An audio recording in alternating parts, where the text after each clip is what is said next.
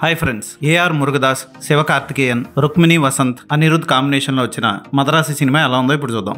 ఈ సినిమా మీద పెద్దగా ఎవరికి అంచనాలు లేవు. మురుగదాస్ కూడా ఫేడ్ అవుట్ అయిపోతున్న దర్శకుల్లో ఒకడు. స్పైడర్ నుంచి అతను తీసిన ప్రతి సినిమా, చివరికి సికిందర్ కూడా అట్రప్లాప్ గా నిలిచాయి. ఈ సినిమా ఏ ఎక్స్పెక్టేషన్స్ తోనూ జనం చూడడానికి వెళ్ళలేదు. ఈ సినిమా ఎలా ఉందో చూద్దాం. ఈ సినిమాలో హీరోకి డిల్యూజన్ అనే ఒక జబ్బు ఉంటుంది. చనిపోయిన వాళ్ళ ఫ్యామిలీ ఎవరన్నా ఆపదలో ఉండి ప్రాణాపాయంలో కొట్టుమిట్టాడుతున్న వాళ్ళలో ఫ్యామిలీ మెంబర్స్ ని చూసుకునే హీరో 16 ఏళ్లు మెంటల్ హాస్పిటల్ నుంచి బయటకు వచ్చి హీరోయిన్ ని ప్రేమిస్తాడు. అయితే తమిళనాడు మొత్తం తుపాకీలు సరఫరా చేయడానికి వచ్చిన ఇద్దరు గ్యాంగ్స్టర్స్ ని పట్టుకోవడం కోసం ఎన్ఐఏ ఆఫీసర్ హీరోని వాడుకుంటాడు. ఆ తర్వాత ఏం జరిగింది అన్నది మిగిలిన కథ. సినిమా స్టార్టింగ్ టోల్ గేట్ దగ్గర ఒక బీభత్సమైన యాక్షన్ ఎపిసోడ్ తో అద్భుతంగా ఉంటుంది. దాంతో స్టార్ట్ అవుతుంది.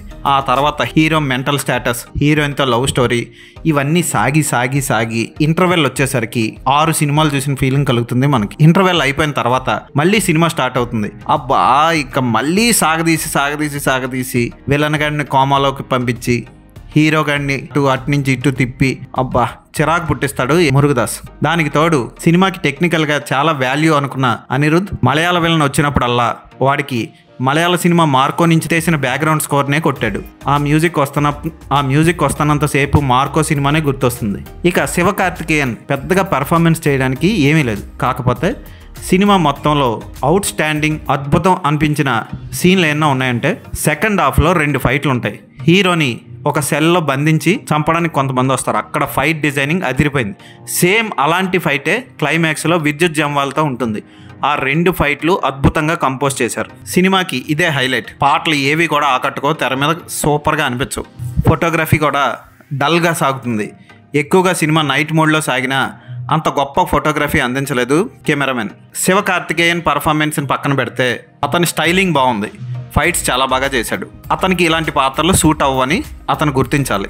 ఒకవైపు అమాయకుడిగా, ఒకవైపు ఒక్కసారిగా యానిమల్ ఇన్స్టింక్ట్తో జంతువులా మారిపోయి జనాల్ని తన్నేసి, ఇటువంటి పాత్రలు అతనికి అస్సలు సూట్ అవ్వని తెలుసుకోవాలి. ఇక రుక్మిణి వసంత్ ఆ పాత్రని ఎలా తీర్చిదిద్దారో నాకైతే అర్థం కాలేదు. ఒకసారి హీరో మెంటల్ తగ్గిపోవాలని కోరుకుంటూ మళ్ళీ అతనికి ఆ మెంటల్ వచ్చేయాలని కోరుకుంటూ, ఆ మెంటల్గా ఉన్నప్పుడు అతను అందరికీ సాయం చేశాడు, నాకు ఆ వాడే కావాలని అతను వదిలేసి వెళ్ళిపోవడం ఏంటో, మళ్ళీ అతను ఆత్మహత్య చేసుకుంటున్నాడని తెలిసి మళ్ళీ అతని కోసం తిరిగి రావడం ఏంటో, అసలు ఆ పాత్రకు ఒక నిర్దిష్టమైన దిశ కానీ ఒక అద్భుతమైన గోల్ కానీ లేకుండా ఇష్టం వచ్చినట్టు కొనసాగుతుంది.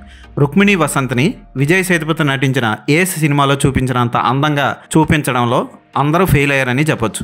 బగీరా సినిమాలో, ఈ సినిమాలో ఆమె అంత గ్లామరస్గా అనిపించదు. ఆమెను ఏ యాంగిల్స్లో చూపించకూడదో ఆ కెమెరా యాంగిల్స్లోనే చూపించి ఈ సినిమాలో చిరాకు పుట్టిస్తారు. యాక్చువల్గా మురుగదాస్ సినిమాలో హీరోయిన్ పాత్రలన్నీ హీరోని ఇన్స్పైర్ చేసి ప్రోత్సహించే క్యారెక్టర్లే ఉంటాయి. ఈ సినిమాలో అంత గొప్ప క్యారెక్టర్ పండలేదు హీరోయిన్కి. అరే, క్లైమాక్స్లో మీరు బాగా గమనించండి, విలన్ గాడు ఒక బుల్లెట్ కాలుస్తాడు.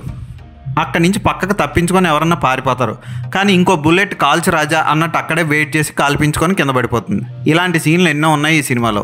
ఇక సైడ్ క్యారెక్టర్లు ఇవేమీ మీకు సినిమాలో కనిపించవు. ఉన్నంతలో బిజు మీనన్ అతని కొడుకు పాత్ర ఓకే అనిపిస్తుంది అంతే. విలన్స్గా నటించిన విద్యుత్ జంవాల్ 1-2 యాక్షన్ ఎపిసోడ్లో ఓకే అనిపిస్తాడు. షబీర్ కల్లారక్కల్ అతని యాక్టింగ్ బాగుంది. ఇనప చేయితో అతను చేసిన యాక్షన్ ఓకే అనిపిస్తుంది. కానీ ఏ విలన్ కూడా సూపర్ అనిపించే రేంజ్లో అతన్ని ప్రొజెక్ట్ చేయడంలో దర్శకుడు ఫెయిల్ అయ్యాడు. హీరోకి ఎలాగా ఫ్యామిలీ లేదు. హీరోయిన్ ఫ్యామిలీ ఉన్న 2 సీన్లకు పరిమితం. ఫ్రెండ్స్ క్యారెక్టర్లు, డాక్టర్ క్యారెక్టర్లు ఇవన్నీ కూడా వచ్చిపోతాయి అంతే. ఫస్ట్ హాఫ్ ఎంతో కొంత పర్వాలేదు అనుకుంటే, సెకండ్ హాఫ్ మాత్రం 1 రూపీ చూయింగ్ గమ్ని 1 కిలోమీటర్ సాగదీస్తే మధ్యలో తెగిపోయినట్లు అయిపోయింది. ఈ సినిమాకి నేను ఇచ్చే రేటింగ్ 2.5/5.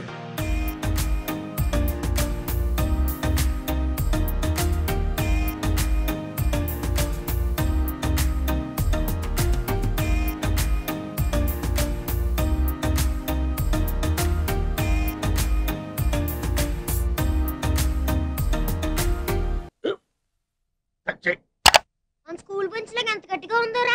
కొట్రా, కొట్టు, పర్లేదు, కొట్టు. అబ్బా, చైన్ పెట్టేసింది బాబాయ్. ఏంటి నువ్వు కొడతావా? కమా బీట్ మీ యార్. వద్దు బాబాయ్. వాణ్ణి నేను కొట్టడం లేదమ్మా, వాణ్ణే నన్ను కొట్టమంటున్నాను. నువ్వేం కంగారు పడక్కర్లేదు. అడుగుతావేంటి?